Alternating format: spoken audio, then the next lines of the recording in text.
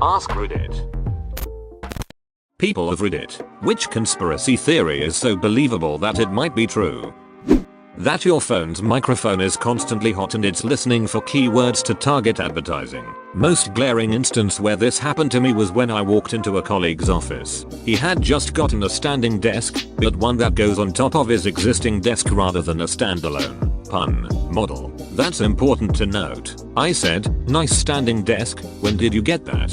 "Thanks, just today," he replied. That was literally all that was said about the desk. We talked about work related stuff, and as I walked out and checked my phone, there was an ad on Facebook for that exact model of standing desk. I have never owned one, wanted one, or googled one before, yet there it was on my feed. Tinfoil hat be damned, they listen in. That the government made this post to see if we were onto them. Holy ish.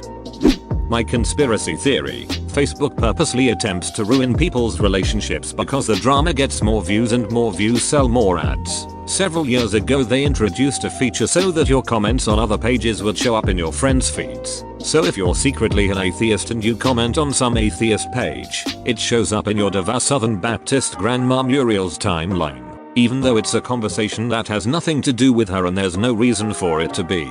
As a result, Facebook outs you to your family, and grandma is typing away at all the evil satanists trying to corrupt her grandson. And if you comment on a public post, it's unavoidable. You used to be able to control who could see your comments even on public posts by other pages, but at the same time Facebook introduced their tattletale feature, they took that ability away. Now if they were to stumble across the same page they'd be able to see your comment, but after that change, Facebook started pointing everybody you know directly to it. Not to mention, the privacy settings are difficult to find, difficult to understand, and with each passing year gives you less and less control over who sees what. By forcibly combining everybody's social circles, Facebook is trying to generate conflict. They want to generate conflict because the conflict happens on Facebook, which means people logging onto Facebook more often and seeing more ads. They're essentially an internet tabloid, except instead of showcasing the personal drama of celebrities for clicks and sales, they are doing it to you instead. Ever notice how the vast majority of family drama, relationship fights,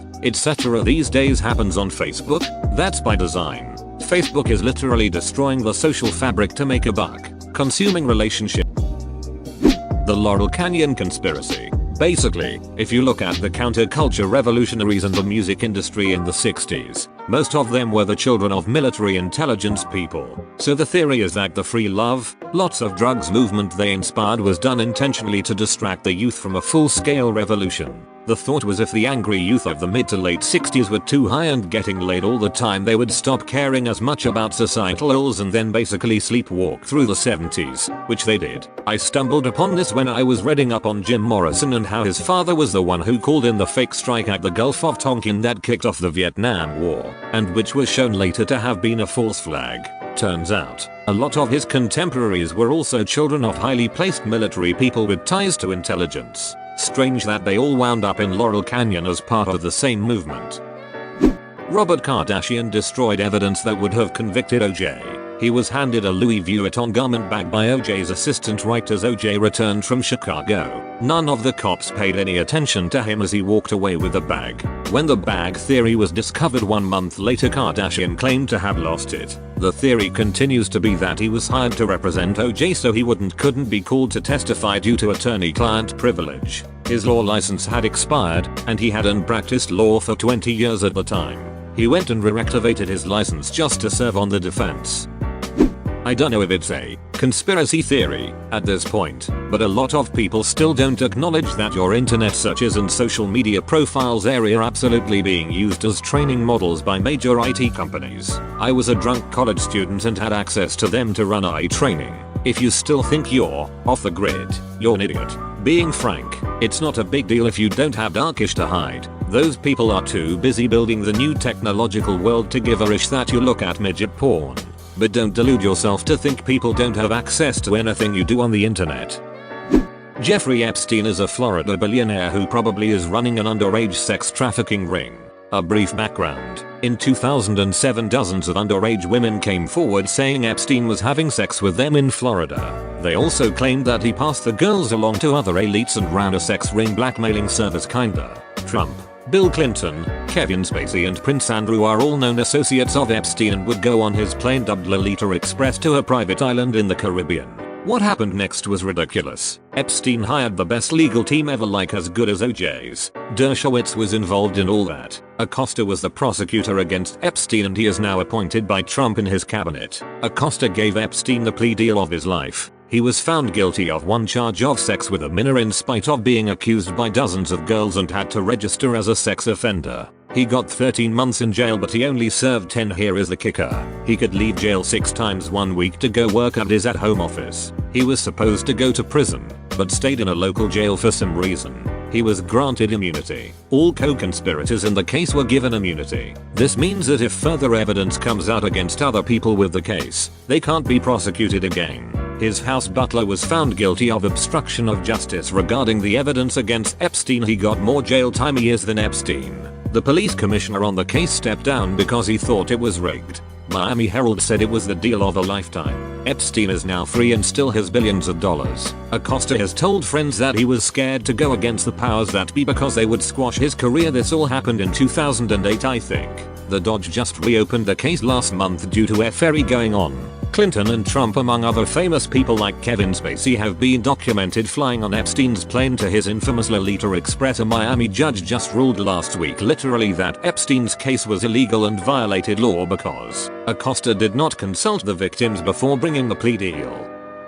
There's an underground PR firm that helps celebrities fake their own death to escape the harshness of the limelight, or if they feel like their life is in danger. That is Tupac, Biggie, Paul Walker, etc. As someone who works in PR, this is an interesting thought. Where do you think they go afterwards? A secret island? What about their families? I have a friend who came home from school one day to find their dad disappeared. Government came and searched the house, took all his files and computers, interrogated the family. They were a normal family with a lot of money and have no idea why the government would have had anything to do with him. They never saw him again. A couple decades later, they see a man on Facebook who looks a lot like him in someone else's profile picture. He had a whole new name and family. When they tried to contact, all associated accounts were deleted. They still have no idea but assume he is in some sort of witness protection or running from Uncle Sam. The CIA was involved in selling crack to low-income black neighborhoods to fund activities they couldn't get approved by Congress. I mean, I'm pretty sure most people believe there was some involvement and it's just a matter of degree. But I think they were nuts deep in directly smuggling and selling crack through intermediaries to black communities with full knowledge of the Justice Department and executive branch. Edit dudes, I just want to clarify the fact that the CIA was involved in some degree of drug smuggling is generally considered a well-attested fact. The degree to which they were involved in the proliferation of crack, the motivations behind this and the degree to which the presidents knew of and condoned or even ordered all of this is a little more debatable. My personal theory is that this is intentional as a method of control. We know that there are kingmakers in the industry.